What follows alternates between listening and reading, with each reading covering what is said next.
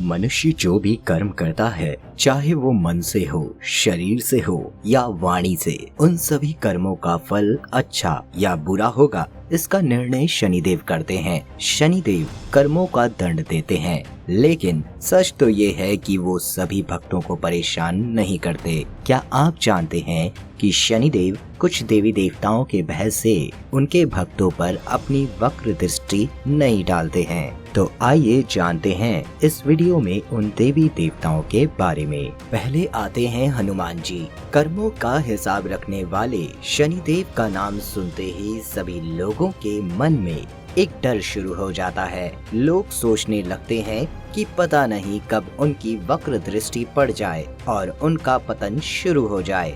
लेकिन क्या आप जानते हैं कि जो व्यक्ति हनुमान जी की पूजा अर्चना करते हैं, शनिदेव उसका कुछ नहीं बिगाड़ सकते। अर्थात हनुमान भक्त पर शनिदेव की वक्र दृष्टि नहीं पड़ने देते। ज्योतिष और धर्म के जानकार मंगलवार के साथ साथ शनिवार के दिन हनुमान जी की पूजा और उनके मंत्रों का जाप करने की सलाह देते हैं। आखिर ऐसा क्यों? इस संबंध में प्रचलित कथा के अनुसार एक बार वन में हनुमान जी अपने आराध्य देव श्री राम की भक्ति में लीन थे।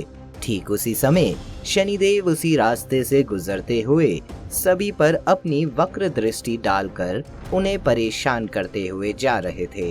ये ऐसा इसलिए कर पा रहे थे कि ये किसी का भी अहित करने की शक्ति रखते हैं।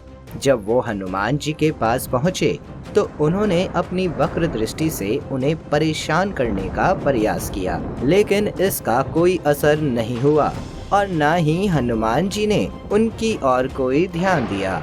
ये काफी देर तक हनुमान जी का ध्यान भटकाने की कोशिश करते रहे, लेकिन उन्हें इसमें कोई सफलता नहीं मिली। अपना अपमान होते देख शनिदेव को क्रोध आ गया और तब शनिदेव ने क्रोध में हनुमान जी को ललकारा। तब हनुमान जी ने नेत्र खोलकर विनय पूर्वक शनिदेव से पूछा, हे महाराज, आप कौन हैं और इस तरह मुझे क्यों परेशान कर रहे हैं?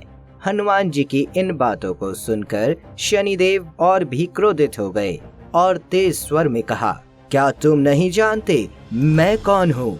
मैं तीनों लोगों को भयभीत करने वाला शनिदेव हूँ। आज मैं तेरी राशि में प्रवेश करने जा रहा हूँ, रोक सको तो रोको। इतना सुनने के बाद हनुमान जी ने विनम्रता पूर्वक कहा, हे महाराज, मुझे मेरे प्रभु की भक्ति करने दें। आप कहीं और जाकर अपना पराक्रम दिखाइए, मुझे अपने प्रभु का ध्यान करना है। ऐसा कहकर हनुमान जी पुनः भगवान श्री राम की भक्ति में लीन हो गए। ये दृश्य देखकर शनिदेव का क्रोध ज्वाला की तरह भड़क उठा और उन्होंने आगे बढ़कर उसी क्रोध में हनुमान जी की एक भुजा पकड़ ली। तब हनुमान जी ने एक ही झटके में अपनी भुजा को शनिदेव के हाथ से मुक्त करा लिया। जब शनिदेव ने दूसरी बार विकराल रूप धारण कर हनुमान जी की भुजा को पकड़ने का प्रयास किया तो हनुमान जी थोड़ा क्रोधित हो गए। इसके बाद भी शनिदेव नहीं माने और उन्होंने हनुमान जी से कहा कि तुम जिनकी भक्ति में लीन हो, तुम्हारे प्रभु श्री राम भी मेरा कुछ नहीं बिगाड़ सकते। इतना सुनने के बाद हनुमान जी को गुस्सा आ गया और उन्होंने शनिदेव को अपनी पूंछ में बांधकर पहाड़ों और पेड़ों पर पटकना शुरू कर दिया। इसी हालत में जमीन पर घिसटते हुए और पटकते हुए काफी दूर तक वो उन्हें ले गए। हनुमान जी के ऐसा करने से शनिदेव की दशा बहुत ही खराब हो गई। अब शनिदेव पूरी तरह से डर गए और मदद की गुहार लगाने लगे। शनिदेव ने मदद के लिए कई देवी देवताओं को आवाज लगाई, लेकिन कोई भी उनकी मदद के लिए आगे नहीं आया। ऐसा देख अपनी हार स्वीकार करते हुए शनिदेव ने हनुमान जी से दया की याचना की और कहा, हे वानर राज, मुझे अपने अहंकार का फल मिल गया है, मुझे क्षमा करें। भविष्य में मैं आपकी छाया से भी दूर रहूंगा। तब बजरंग बली ने शनिदेव से कहा कि आप न केवल मेरी छाया से बल्कि मेरे भक्तों की छाया से भी दूर रहेंगे। शनिदेव ने तथास्तु कहकर हनुमान जी को वरदान दिया और तभी से शनिदेव हनुमान जी की पूजा करने वाले भक्तों को परेशान नहीं करते हैं। इसीलिए शनिदेव को प्रसन्न करने के लिए हनुमान जी की पूजा करने की सलाह दी जाती है। एक अन्य कथा के अनुसार त्रेता युग में जब हनुमान जी माता सीता की खोज में लंका पहुँचे तो उन्हें रावण की लंका के एक छोटे से तहखाने में शनिदेव जंजीर से बंधे मिले। जब हनुमान जी शनिदेव के पास पहुँचे तो शनिदेव ने उन्हें बताया कि मेरी वक्र दृष्टि उसके बेटे मेघनाद पर पड़ गई, जिसके बाद रावण ने मुझे बंदी बनाकर इस छोटे से तहखाने में बंद कर दिया। ये ऐसा स्थान है जहाँ कोई भी देवी देवता मेरी मदद नहीं कर पा रहे थे और ना ही वो मुझे ढूंढ पा रहे हैं। ये सुनकर हनुमान जी को बहुत दुख हुआ और उन्होंने शनिदेव को रावण की कैद से मुक्त कराया। तब शनिदेव ने अपनी वक्र दृष्टि पूरी लंका पर डाली ताकि हनुमान जी लंका दहन की घटना को अंजाम दे सकें। हनुमान जी ने शनिदेव को सिर पर बैठाकर रावण की काल कोठरी से निकाला था।